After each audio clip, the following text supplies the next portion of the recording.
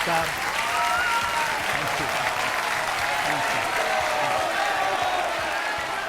तो आइए शुरू करते हैं आपकी अदालत में आज का मुकदमा।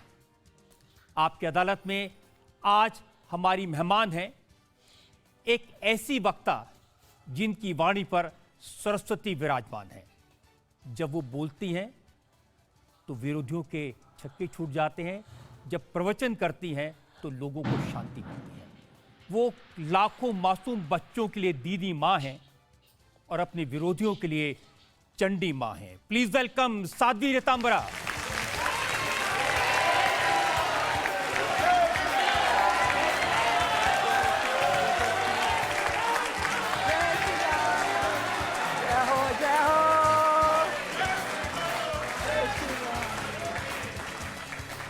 और अब मैं आमंत्रित कर रहा हूं आपकी अदालत में हमारे आज के जज वरिष्ठ पत्रकार समीर चावगरकर।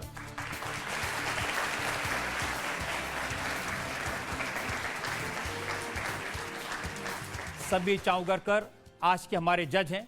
मुकदमा शुरू करें इससे पहले इजाजत चाहेंगे समीर चावगरकर की आज का मुकदमा शुरू करने के लिए। अदालत की कार्रवाई शुरू कीजिए। और इससे पहले कि इल्जामात सवालात का सिलसिला शुरू करें, एक नज़र डालेंगे साध्वी ऋतंभरा की जीवन पर, उनकी उपलब्धियों पर। अपनी अध्यात्म शक्ति और दिल को छू लेने वाले प्रवचनों से पूरे विश्व में विख्यात साध्वी ऋतंभरा ने बहुत छोटी आयु में अपना घर-बार छोड़कर स्वामी परमानंद से दीक्षा ली।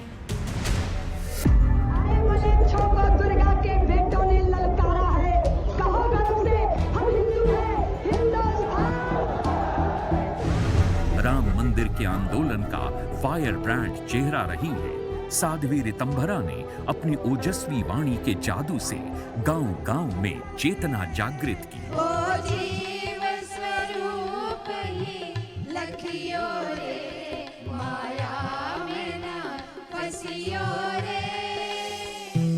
पिछले 3 दशक से साध्वी ऋतंभरा दीदी माँ के रूप में बेसहारा बच्चों के जीवन में वात्सल्य का संचार करती हैं।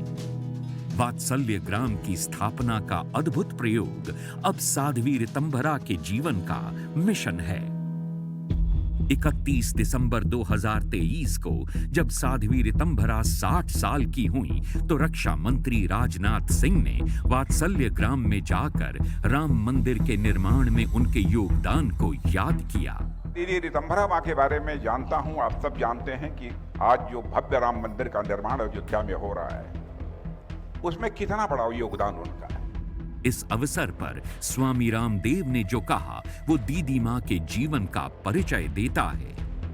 भगवान के अनुग्रह से भगवान के साक्षात विग्रह के रूप में, भगवती के साक्षात विग्रह के रूप में ही पूज्या दीदी माँ है।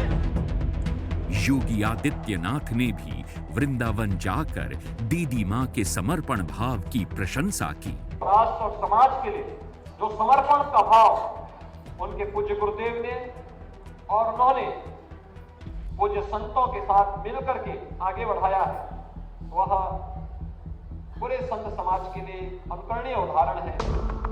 आज भी पूरे विश्व में लोग साध्वी ऋतंभरा की राम कथा सुनते हैं। उनके प्रवचन करोड़ों लोगों का मार्ग प्रशस्त करते हैं। आपकी अदालत में साध्वी ऋतंभरा अपनी पैरवी खुद करेंगी।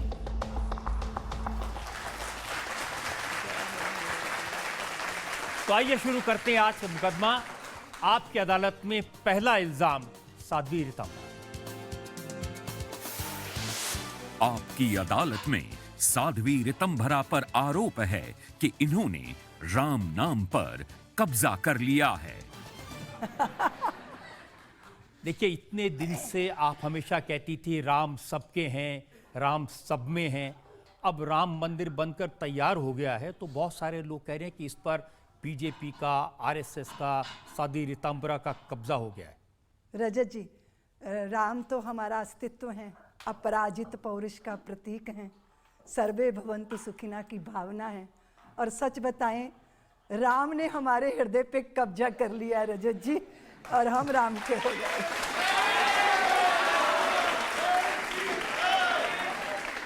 मंदिर अभी पूरा नहीं हुआ और 22 जनवरी को प्राण प्रतिष्ठा का कार्यक्रम रख दिया क्योंकि इसके पीछे राजनीतिक मकसद है?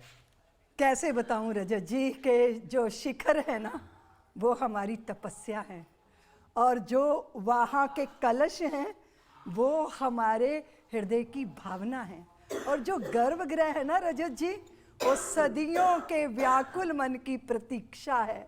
हमारे स्वप्न है वो जो मंडप बना है और उसके अंदर जो स्तंभ है ना रजत जी वो हमारी प्रतीक्षा है।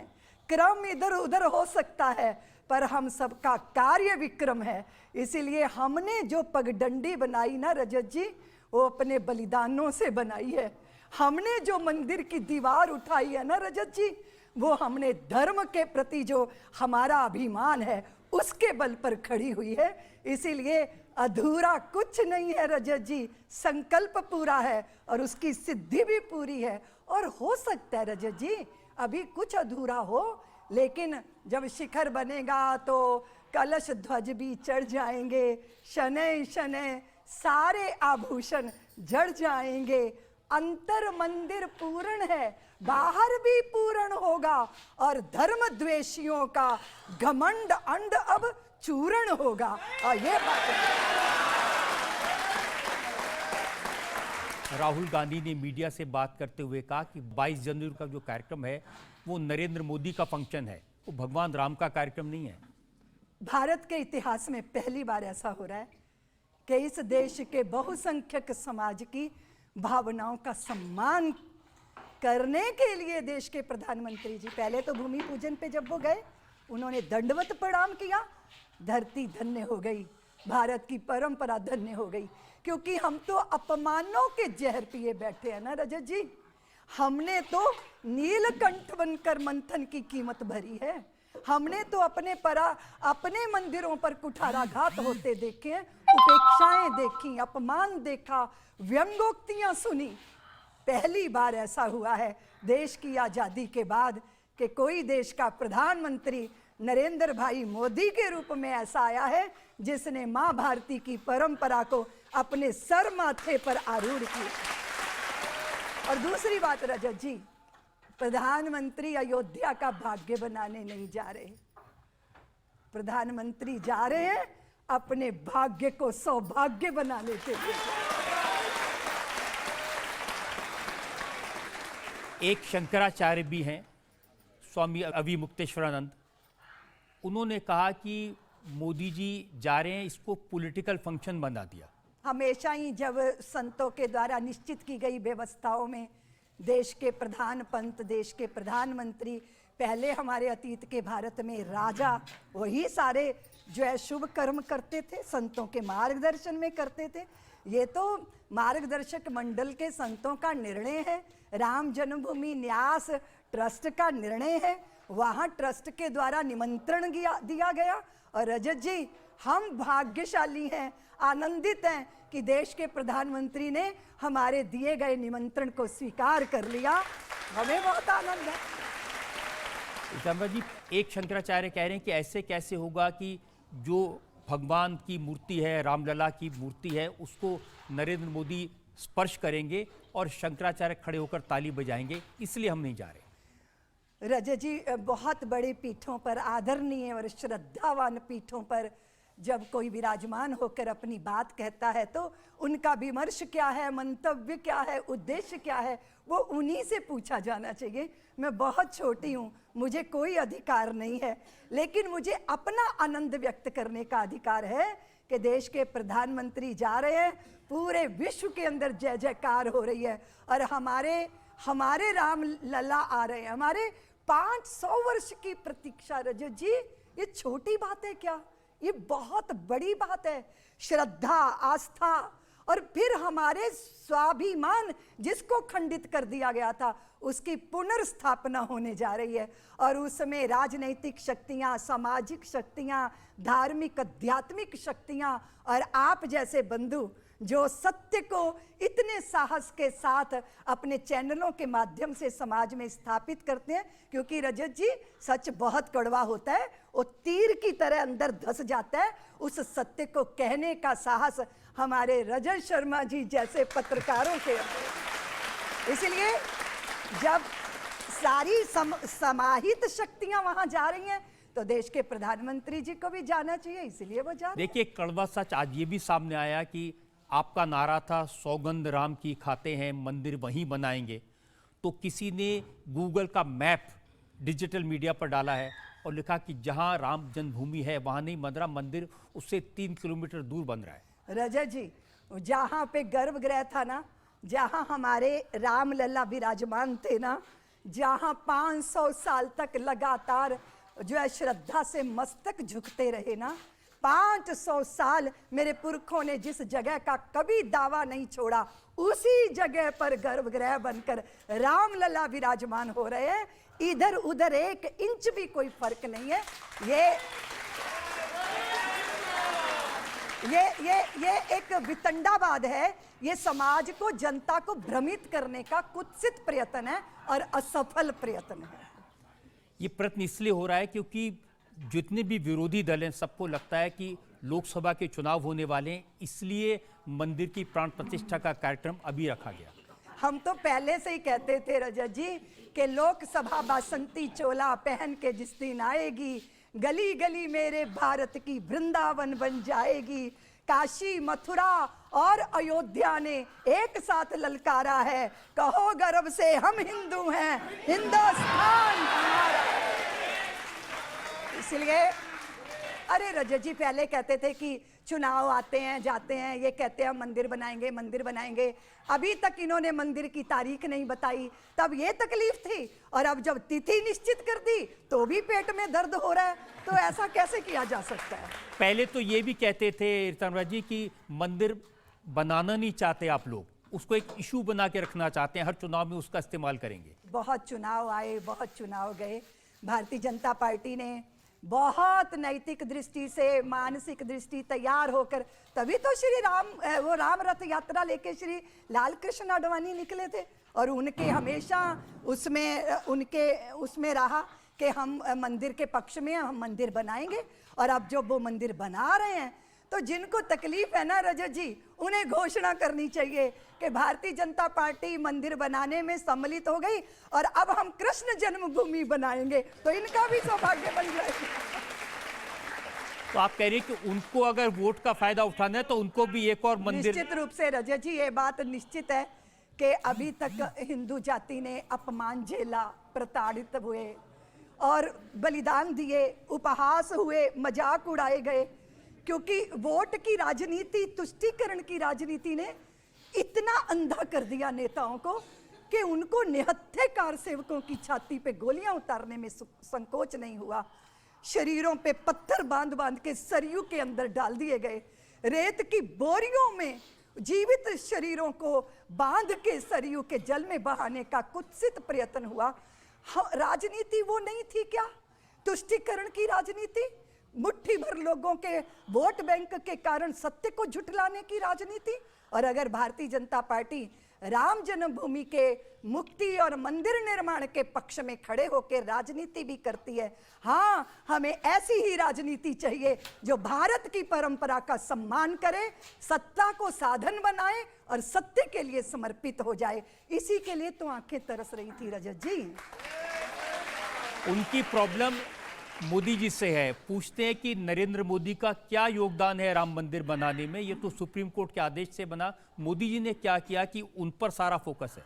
बहुत वर्षों से तो प्रतीक्षा हो रही थी रजत जी की अब निर्णय आएगा, अब निर्णय आएगा। हम जैसे लोगों के सारे डॉक्यूमेंट्स, पासपोर्ट तक जब्त करके बैठी थी अदालत।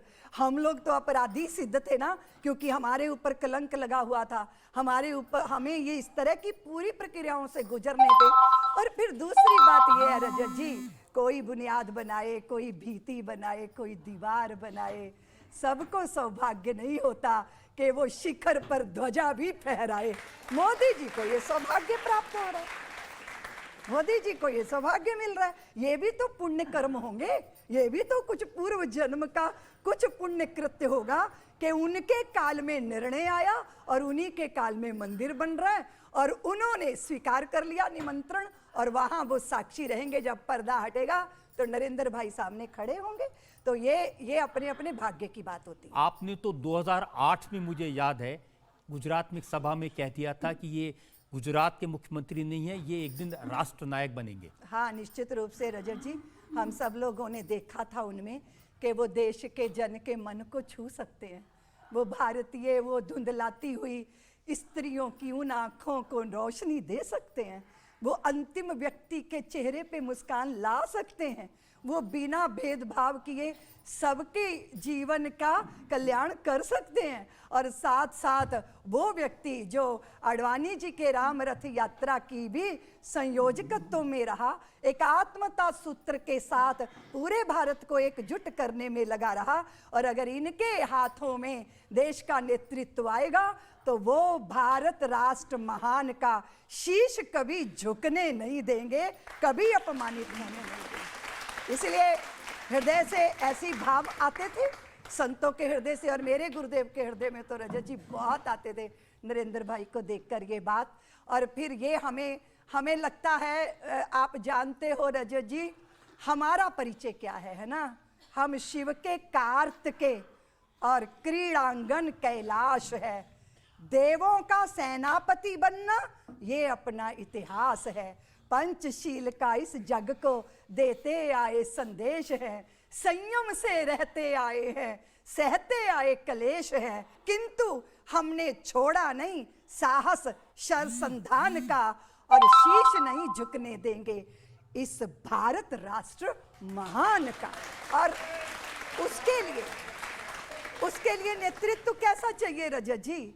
भारत की परंपरा को गाली देने वाला, राम जी के अस्तित्व पे प्रश्न चिन्ह खड़े करने वाला, ये पूछने वाला कि राम सेतु बनाने की बात कर रहे हो, ये बताओ राम जी ने कौन से इंजीनियरिंग कॉलेज से डिग्री हासिल की थी जो राम को मिथ कहते हैं, झूठ कहते हैं, अयोध्या को असत्य कहते हैं। उन अकल के, बुद्धि के अंधों के जैसे लोगों का नेतृत्व चाहिए था? नहीं, हमें नेतृत्व चाहिए था जो भारत के जनमन को समझे, इस मिट्टी को माथे पे धारण करे। और सोचो रजत जी, जिस व्यक्ति ने पार्लियामेंट की देहरी पे माथा झुका दिया हो, उसको मंदिर माना हो, उस जगह बैठ के कोई व्यक्ति जिसको नमन करता है, प्रणाम करता है, उस जगह बैठ के वो भारत के भाग्य को ही बनाएगा, वो कोई पाप नहीं करेगा। ये उन्होंने सिद्ध कर दिया,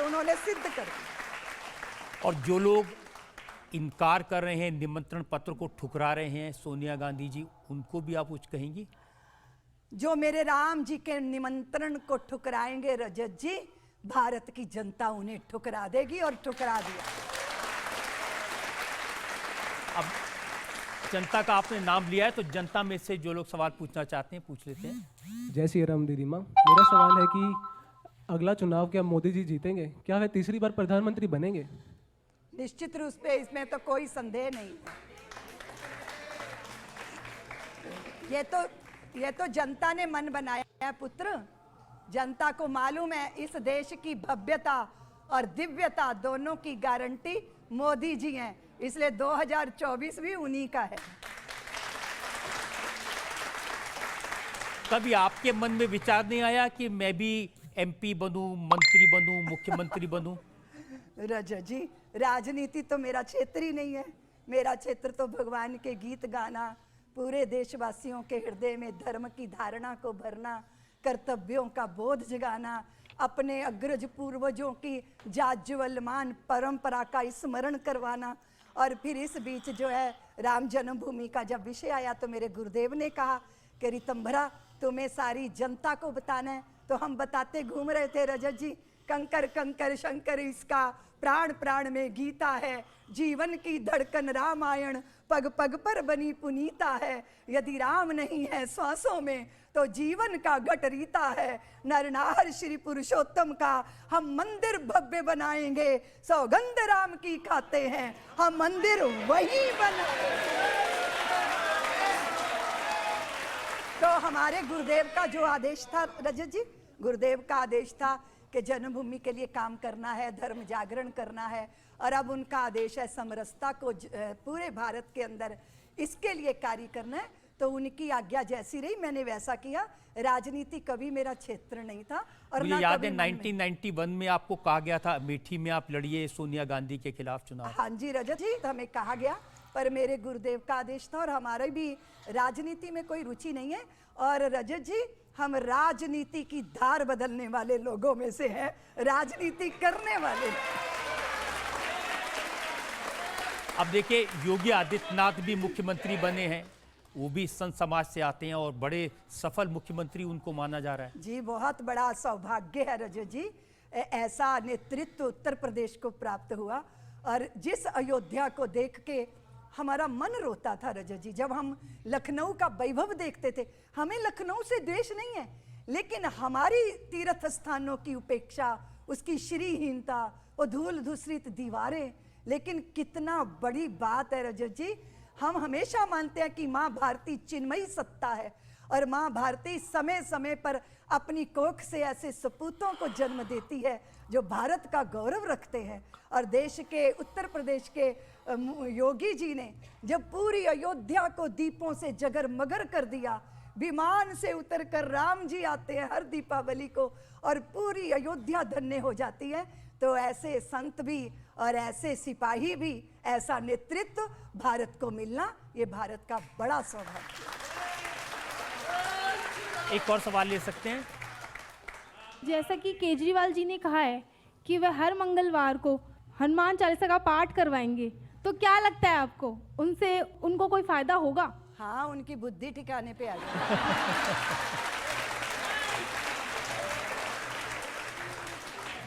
आपको लगता है कि देश में माहौल बदल रहा है, राजनेता भी अब मंदिर जाने लगे हैं, हनुमान चालीसा का पाठ करने लगे हैं? हाँ जी रजत जी, माहौल बदल रहा है, लेकिन जनता जानती है कि मैं कोर्ट के ऊपर जनेऊ पहन के दिखाने की क्या जरूरत है। अगर आपकी निष्ठा, आस्था आपकी भारत की परंपरा के साथ है, आप अभी तक उनको गाली देते रहे, संतों को गाली देते रहे, भारत की परंपरा को कोसते रहे, चंद लोगों को खुश करने के लिए अपनी जड़ों पे कुठाराघात करते रहे, उसके बाद फिर जब ये नौटंकी होती है ना, तो जनता अच्छे से समझती है कि मामला क्या है। ये जो पब्लिक है सब जानती है रजत जी। तो रीतांबरा जी, एक ब्रेक के लिए हम रुकेंगे। हाँ जी।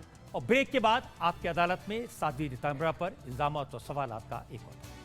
बस एक ही भाव था कि राम जी करा रहे हैं, राम जी का काम है, राम जी के काम में काहे का विराम है, जिंदा रहे तो जग जीवन ललाम है, मर भी गए तो रहने को स्वर्ग धाम है, हमको तो काम बस राम जी के काम से, और राम जी का मंदिर बनेगा धूमधाम।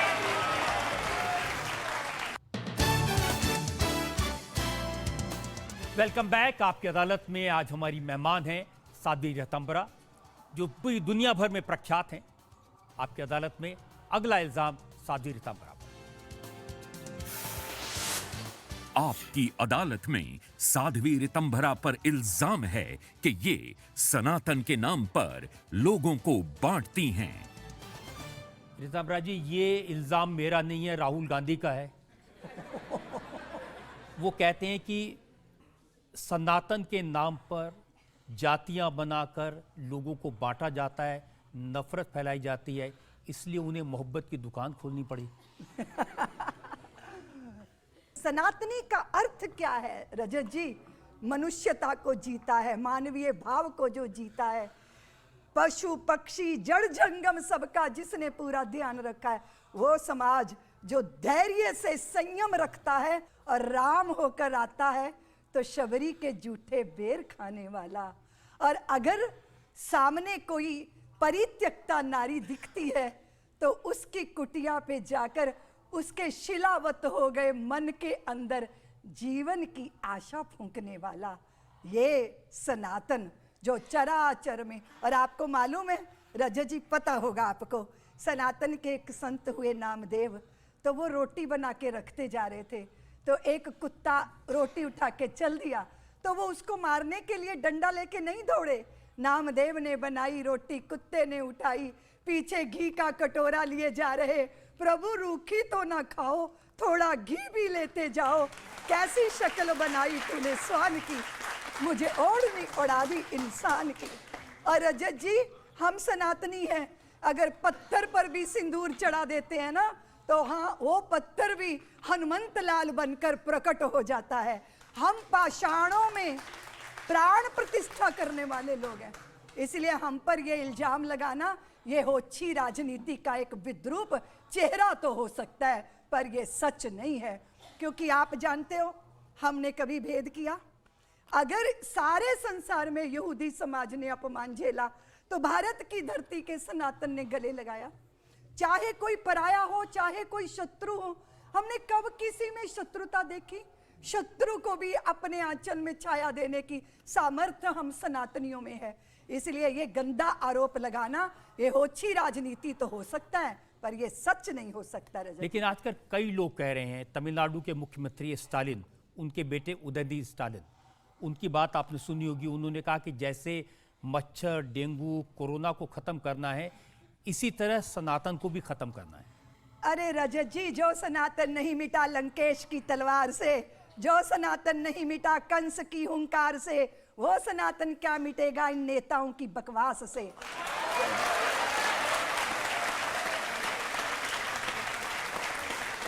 तो क्या ये सच नहीं कि सनातन धर्म में अलग अलग जातियां हैं और समाज को अलग अलग जातियों में बांटा जाता है?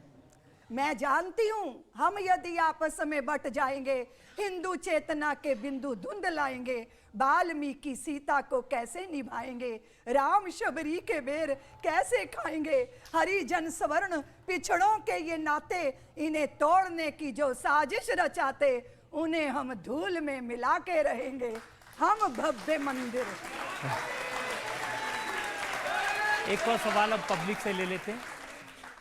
मेरा आपसे प्रश्न यह है कि आपने सन्यास क्यों लिया, घर क्यों छोड़ा, आखिरकार साध्वी क्यों बनी?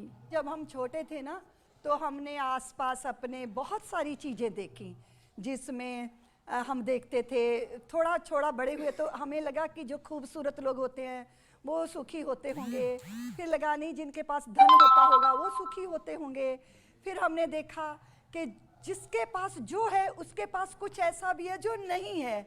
कभी हमने देखा माता को उसका तरुण पुत्र मर गया, फिर मैंने देखा कि एक महिला थी, उसकी लाश को किसी ने ट्रेन से फेंक दिया और उसका पेट थोड़ा सा उभरा था, यानी वो गर्भवती थी, और उसकी वो लाश देखी। इस तरह एक नवजात बच्चा किसी कुंवारी माँ ने पैदा किया था, उसको मिट्टी के अंदर गाड़ दिया था, कुत्तों ने उसको खींच के बाहर निकाला, और फिर मैंने वो नवजात शिशु की छोटा सा शरीर देखा। तो मेरे बाल मन में फिर अंधे हमारे गांव में आते थे, तो मैं पूछती थी मेरी माँ से कि इस अंधी महिला को ये रक्त क्यों बह रहा है, क्योंकि मुझे नहीं पता था कि रजस्वला मासिक धर्म होता है। तो वो नंगी होती थी और उसके ये जो है टांग तक रक्त बह रहा होता था। हम माँ से पूछते थे, माँ उसको फोड़ा हो गया होगा। फिर मुझे उनकी फिक्र होती थी कि उनके पैसे ना कोई छीन ले। तो मैं जब स्टेशन पे अंधे इकट्ठे होते थे भिखारी, तो मैं वहाँ जाके उनके पैसे गिनवाती थी। तो मेरे बाल मन में ये सब कुछ इकट्ठा होता गया। फिर सवाल पैदा होता था, सुखी कौन है? पर मेरे प्रश्न का कोई उत्तर नहीं दे पाता था, क्योंकि मैं उस समय प्रश्न करने की स्थिति में नहीं थी। और फिर एक समय ऐसा आया कि मेरे चित्त का वैराग्य, और फिर मेरी एक पीटी टीचर थी, उनकी जो है एक मैगजीन थी, वो हर महीने आती, वो मुझे मिल गई। उसमें मैंने पढ़ना शुरू किया। तो मेरे एक बहुत अच्छे, मेरा बहुत उनसे प्रेम था। मेरे भाई की मृत्यु हो गई थी। फिर रक्षाबंधन का जब दिन आया, मेरा मन में और वैराग्य आया।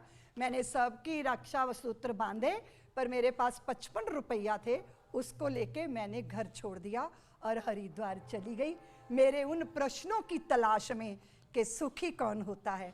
फिर मेरे गुरुदेव मुझे मिले, उन्होंने कहा कि सुख के बाद दुख, दुख के बाद सुख होता है, पर तलाश हमें परमानंद की करनी चाहिए। मेरे गुरुदेव मिल गए, युग पुरुष स्वामी परमानंद जी महाराज।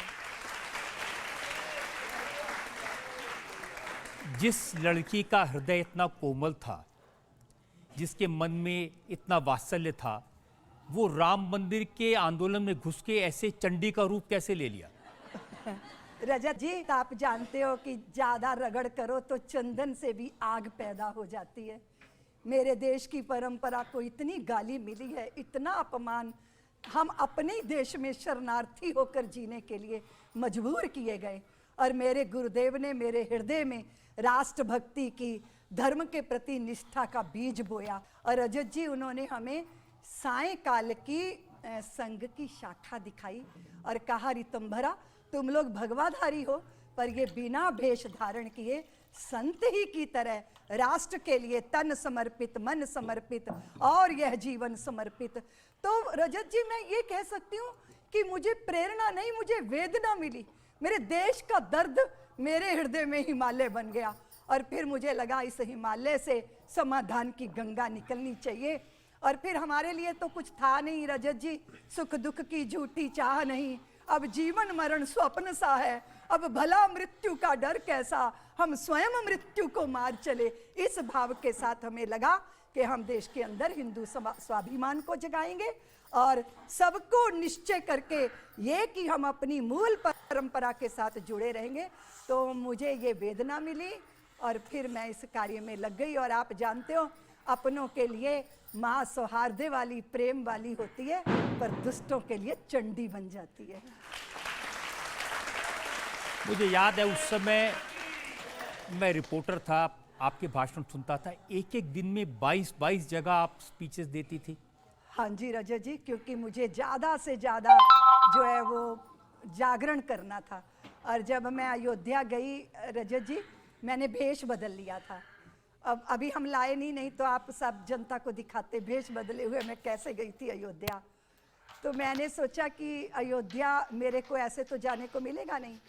तो ट्रेन में सब बैठे थे रजत जी, तो मेरे गुरुदेव संत सब थे, मैं प्रिंटेड सूट पहने हुए थी। तो सारे लोग कहते थे अरे मंदिर नहीं बनना, ये सब राजनीति है। तो मैं ना इसलिए कि मैं पकड़ी ना जाऊं, पुलिस मेरे पे शक ना करे, तो मैं मंदिर का विरोध कर रही थी। मैंने कहा ये सब पॉलिटिक्स है, कभी मंदिर नहीं बनेगा। इतने में रजत जी पीछे से एक आदमी खड़ा हुआ मेरे सामने, ट्रेन की बात बता रही हूँ। तो वो कहता है आप हिंदुओं की लड़की हैं। मैंने कहा तुम्हें कोई शक है? बोले नहीं, तुम्हारे दिमाग में भूसा भरा हुआ है, तुम जन्मभूमि का विरोध कर रही हो। बोले तुम्हें अगर अपना दिमाग ठीक करना है ना, तो साध्वी रितंबरा का भाषण सुन लेना, तुम्हारी बुद्धि की खिड़कियां खुल जाएंगी।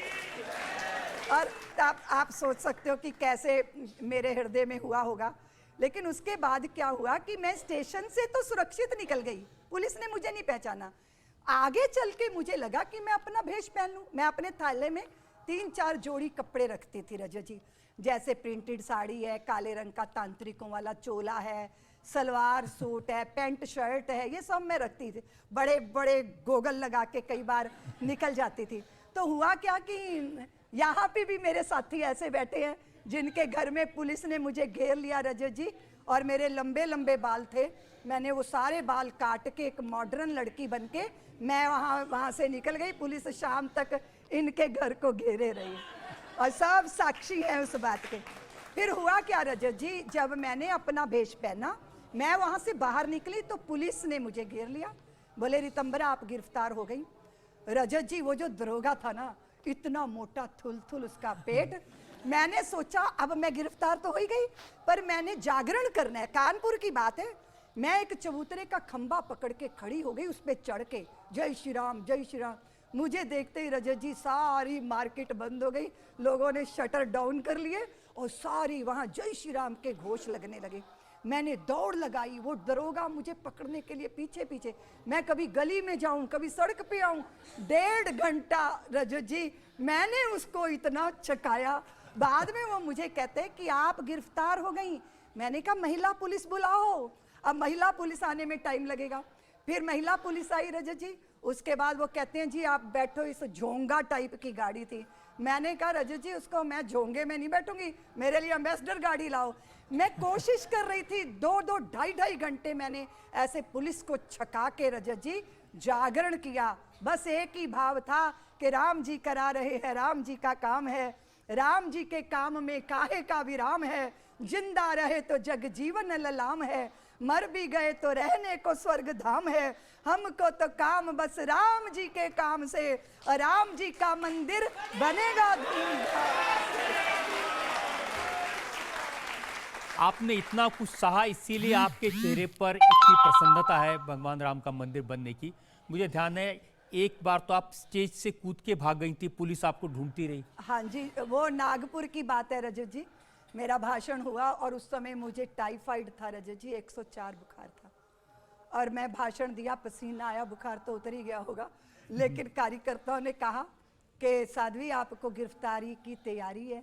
मैं मंच से पीछे कूद गई। मेरे साथ मेरी गुरु बहन थी रजत जी, वो साक्षी चेतना, वो मेरी लक्ष्मण, मैं उनका राम।